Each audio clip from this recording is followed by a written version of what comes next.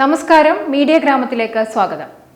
തെരഞ്ഞെടുപ്പ് അടുത്തിരിക്കെ സാധ്യമായ വഴികളിലൂടെ എല്ലാം എതിരാളികളെ ബുദ്ധിമുട്ടിക്കാനും തകർത്ത് തരിപ്പണമാക്കാനും സകല അടവുകളും പയറ്റുകയാണ് രാഷ്ട്രീയ പാർട്ടികൾ, പ്രത്യേകിച്ച് ബി. ആശയങ്ങൾ കൊണ്ടും രാഷ്ട്രീയ മൂല്യങ്ങൾ കൊണ്ടും മറുവശത്തെ നേരിട്ടിരുന്ന നല്ല കാലങ്ങൾ കഴിഞ്ഞുപോയി. പകരം ഹീനമായ വ്യക്തിയാധിക്ഷേപവും കള്ളക്കേസുകളും യാത്രാ സ്വാതന്ത്ര്യം നിഷേധിക്കലും തികച്ചും സ്വകാര്യമായ കാര്യങ്ങളിൽ പോലുമുള്ള അധാർമികമായ കടന്നുകയറ്റവും പിന്നിൽ നിന്ന് കുത്തലുമൊക്കെ ഇന്ത്യൻ രാഷ്ട്രീയത്തെ അതിൻ്റെ ഏറ്റവും വലിയ അപജയത്തിലേക്ക് വലിച്ചു താഴ്ത്തിയിരിക്കുന്നു. എല്ലാ പാർട്ടികളും ഏറിയും കുറഞ്ഞും ഇതിൽ പങ്കുചേരുന്നുണ്ടെങ്കിലും ഈ അപജയത്തിൻ്റെ മുഖ്യ കാരണക്കാർ BJP തന്നെയാണ് എന്ന് പറയാം. ഉദാഹരണങ്ങൾ എത്രയോ ആണ്. ഇക്കഴിഞ്ഞ ദിവസമാണ് UPയിൽ സമാജ്വാദി പാർട്ടി നേതാവ് അഖിലേഷ് യാദവിനെ അലഹബാദ് യൂണിവേഴ്സിറ്റിയിലെ ഒരു വിദ്യാർത്ഥി പരിപാടിയിൽ പോകാൻ അനുവദിക്കാതെ BJP സർക്കാർ ലക്നൗ വിമാനത്താവളത്തിൽ പിടിച്ചുവെച്ചത്. യാത്ര ചെയ്യാൻ പോലും അനുവദിക്കാത്ത യോഗിയുടെ പോലീസ് അഖിലേഷിനെ ശാരീരികമായി വരെ കയ്യേറ്റം ചെയ്തു എന്നാണ് അറിയുന്നത്.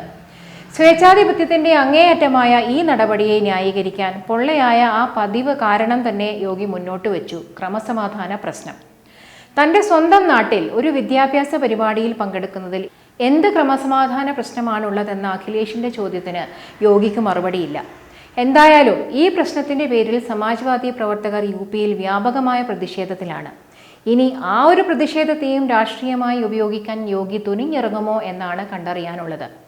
ഇത് മാത്രമല്ല, തൻ്റെ വീട് നിരന്തരമായി നിരീക്ഷിക്കുകയും പരിപാടിയുടെ സ്ഥലത്തിനടുത്ത് മനഃപൂർവ്വമായി സ്ഫോടനങ്ങൾ ഉണ്ടാക്കുകയും വിദ്യാർത്ഥി സംഘടനയുടെ ഓഫീസ് കത്തിക്കുകയും ഒക്കെ ചെയ്യുന്നുണ്ടെന്നും അഖിലേഷ് ആരോപിക്കുന്നു. UPയിൽ മോദിക്കും യോഗിക്കും BJPക്കും ഏറ്റവും വലിയ വെല്ലുവിളിയായിരിക്കുന്ന SP-BSP സഖ്യത്തെ ഏത് കുടിലതന്ത്രങ്ങൾ ഉപയോഗിച്ചും രാഷ്ട്രീയമായും മാനസികമായും ധാർമ്മികമായും തളർത്തുക എന്നത് തന്നെയാണ് അവരുടെ ലക്ഷ്യം എന്ന് പകൽ പോലെ വ്യക്തം. BSPയുടെ മായാവതിക്കെതിരെ കുറച്ചു ദിവസങ്ങൾക്ക് മുൻപ് BJPയുടെ വനിതാ നേതാവ് സാധന സിംഗ് ഒരു സ്ത്രീ എന്ന നിലയിലുള്ള ഏറ്റവും വില കുറഞ്ഞ അധിക്ഷേപങ്ങൾ നടത്തിയതും ഇവിടെ ഓർക്കാവുന്നതാണ്. മായാവതിയെ പോലെ തന്നെ BJPയുടെ തരം താണ വ്യക്തിഹത്യക്ക് നിരന്തരമായി ഇരയാകേണ്ടി വരുന്ന മറ്റു രണ്ട് നേതാക്കൾ രാഹുൽ ഗാന്ധിയും പ്രിയങ്ക ഗാന്ധിയുമാണ്. അതിന്റെ നിരവധി ഉദാഹരണങ്ങൾ നമ്മൾ കണ്ടതുമാണ്. അതിലേറ്റവും അവസാനത്തേത് BJP അധ്യക്ഷൻ അമിത്ഷായുടെ വകയായിരുന്നു.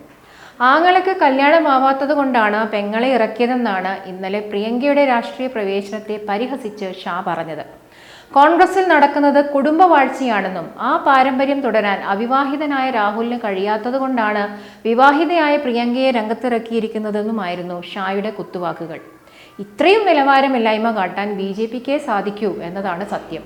എതിരാളികൾക്കെതിരെ വ്യക്തിപരമായ അധിക്ഷേപം മാത്രമല്ല, പഴയ ആരോപണങ്ങളും കേസുകളും പൊടിതട്ടിയെടുക്കലും അതിനുമറയായി ഗവൺമെന്റ് സംവിധാനങ്ങളെ തന്നെ ഉപയോഗിക്കലും ഒക്കെ മാറി മാറി പരീക്ഷിക്കുകയാണ് BJP ഇപ്പോൾ.